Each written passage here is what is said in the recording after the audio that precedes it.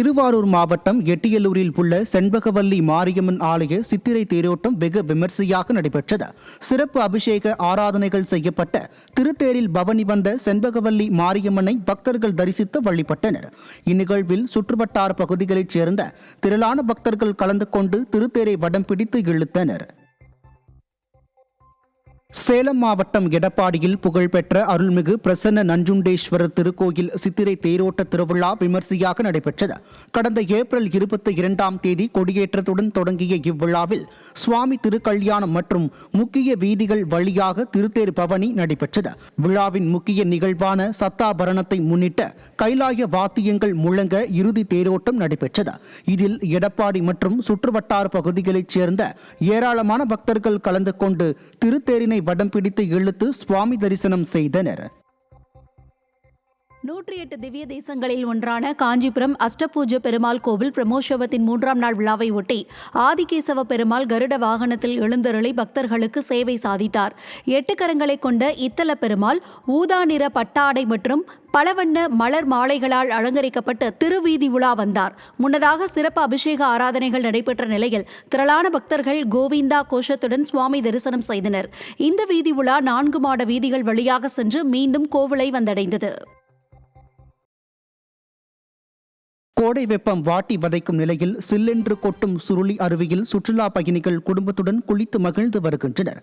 விடுமுறை தினத்தை ஒட்டி பயணிகள் கூட்டம் அலைமோதிய நிலையில் அருவியில் நீராடிவிட்டு அங்குள்ள சிவாலயங்களில் மக்கள் சாமி தரிசனம் செய்து வருகின்றனர். நீண்ட இடைவேளைக்கு பின் சுருளி அருவி புதுப்பொலிவு பெற்றுள்ளதால் மக்கள் உற்சாகம் அடைந்துள்ளனர்.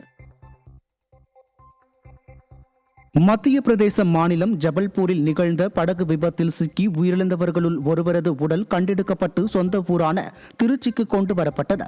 நவல்பட்டு அண்ணா நகரைச் சேர்ந்த காமராஜ் மற்றும் அவரது உறவினர்கள் என மொத்தம் 7 பேர் ஜபல்பூர் பகுதியில் உள்ள பர்கி அணையில் சவாரி செய்தபோது படகு கவிழ்ந்ததில் 2வரில் ஒருவர் மட்டும் உயிருடன் மீட்கப்பட்டனர். இந்நிலையில் கார்குழி என்பவரது உடல் கண்டெடுக்கப்பட்ட நிலையில் சொந்த ஊரான நவல்பட்டுக்கு கொண்டு வரப்பட்டது. தென்காசி மாவட்டம் கீழப்பாட்டாக்குறிச்சி கிராமத்தில் சீல் வைக்கப்பட்ட முதியோர் இல்லத்தில் புகுந்த திருடர்கள் உள்ளே இருந்த பொருட்களை திருடி செல்லும் சிசிடிவி காட்சி வெளியாகியுள்ளது. கடந்த ஆண்டு இந்த முதியோர் இல்லத்தில் உணவருந்திய முதியோர் சிலர் உயிரிழந்ததால் அதிகாரிகள் சீல் வைத்தனர். கடந்த ஓராண்டாக யாரும் உள்ளே போகாத நிலையில் முகமுடி அணிந்த 2 பேர் நுழைந்து கைவரிசை காட்டியுள்ளனர். சிசிடிவி கேமராவை ஆய்வு செய்தபோது திருட்டு சம்பவம் வெளிச்சத்துக்கு வந்தது.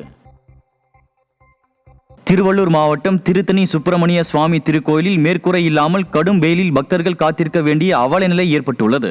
பொது வழி தரிசனம், 100 ரூபாய் கட்டணம் மற்றும் முடி நேர்த்திக்கடன் செலுத்த வந்த பக்தர்களும் குழந்தைகளோடு கடும் வெயிலில் நின்றதால் பலர் சோர்வடைந்தனர். கோடை வெயிலை கருத்தில் கொண்டு அலட்சியம் காட்டாமல் கோவில் நிர்வாகம் நிழற்பந்தலை அமைக்க வேண்டும் என பக்தர்கள் கோரிக்கை விடுத்துள்ளனர்.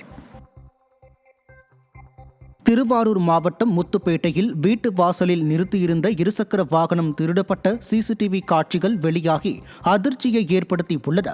கோசா குளத்தெரு பகுதியில் வசிக்கும் காத்தையன் என்பவரின் வீட்டில் அடையாளம் தெரியாத நபர் கைவரிசை காட்டியுள்ளார். இதுகுறித்து புகார் அளிக்கப்பட்ட நிலையில் சிசிடிவி கேமரா காட்சியில் பதிவான நபர் குறித்து போலீசார் விசாரணை நடத்தி வருகின்றனர். காவல்துறை மீது சிறிதும் பயம் இல்லாமல் இதுபோன்ற துணிகர திருட்டு சம்பவங்கள் நடைபெறுவதால் பொதுமக்கள் அச்சத்தில் உள்ளனர். திண்டுக்கல் மாவட்டம் கொடைக்கானலில் வாகன ஓட்டுநர்கள் நடத்திய போராட்டத்திற்காக இடுப்பில் துப்பாக்கியுடன் வந்த உதவி வன பாதுகாவலரால் சர்ச்சை ஏற்பட்டுள்ளது. கொடைக்கானலில் வனத்துறை கட்டுப்பாட்டில் உள்ள நுழைவு கட்டணத்தை தனித்தனியாக சுற்றுலா தலங்களிலேயே வசூலிக்க வேண்டும் என்று வாகன ஓட்டுநர்கள் கோரிக்கை விடுத்து போராட்டத்தில் ஈடுபட்டனர். அப்போது போராட்டத்தை அடக்குமுறையுடன் கையாளும் வகையிலும் மிரட்டல் விடுக்கும் வகையிலும் இடுப்பில் துப்பாக்கியுடன் வந்த வன உதவி பாதுகாவலரால் சர்ச்சை ஏற்பட்டது. மேலும் ஓட்டுநர்களுக்கு மத்தியில் துப்பாக்கியுடன் ஏன் வந்தார் என்ற கேள்வியும் எழுந்துள்ளது. திருவாரூரில் 4 வழி சாலை அமைக்கும் பணியை உடனடியாக நிறுத்தி நீர்நிலைகளை பாதுகாக்க வேண்டும் என விவசாயிகள் மற்றும் பொதுமக்கள் கோரிக்கை விடுத்துள்ளனர். திருவாரூர் நகர் பகுதி வழியாக செல்லும் ஓடம்போகி ஆறு காவிரி ஆற்றின் கிளை நதியான வெட்டாற்றில் இருந்து பிரிந்த சுமார் 20 கிலோமீட்டர் தூரம் வரை செல்கிறது. இதனால் சுற்று வட்டாரத்தில் உள்ள பல்லாயிரக்கணக்கான ஏக்கர் விவசாய நிலங்களுக்கு பாசன நீர் வழங்குவதோடு சம்பா மற்றும் தாளடி பருவ நெல் சாகுபடிகள் நிலைத்த தன்மைக்கு அடிப்படையாக உள்ளன. ஆனால் இதனை சீரழிக்கும் வகையில் 1 கிலோமீட்டர் தூரத்திற்கு 4 வழி சாலை அமைக்கும் பணிகள் நடைபெறுகிறது.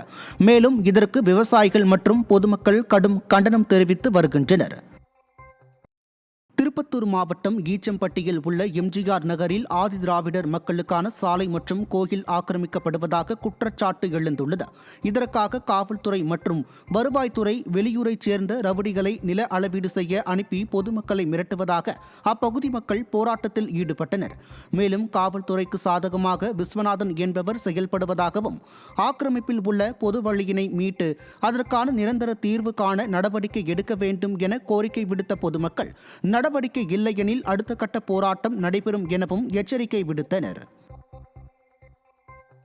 திருவண்ணாமலை அண்ணாமலையார் கோவிலில் வரிசையில் செல்வது தொடர்பாக பக்தர்களுக்கும் கோவில் நிர்வாகத்தினருக்கும் இடையே ஏற்பட்ட கைகலப்பால் பரபரப்பு ஏற்பட்டது. குறிப்பாக கோவிலுக்கு வருகை தந்த தெலுங்கானாவைச் சேர்ந்த பக்தர்கள் சிலர் முறையாக வரிசையில் நிற்காமல் மாறி மாறி சென்றதாக தெரிகிறது. இதனை கோயில் ஊழியர்கள் தட்டி கேட்டபோது இரு தரப்பினருக்கும் இடையே வாக்குவாதம் ஏற்பட்டு பின்னர் கைகலப்பாக மாறி ஒருவரை ஒருவர் கோவிலுக்குள்ளேயே தாக்கிக் கொண்டனர். இதில் காயமடைந்த இரு தரப்பினரும் மருத்துவமனை கொண்டு செல்லப்பட்ட நிலையில் கோவிலுக்குள் அதிகரிக்கும் வன்முறை சம்பவங்களுக்கு பொதுமக்கள் கண்டனம் தெரிவித்துள்ளனர்.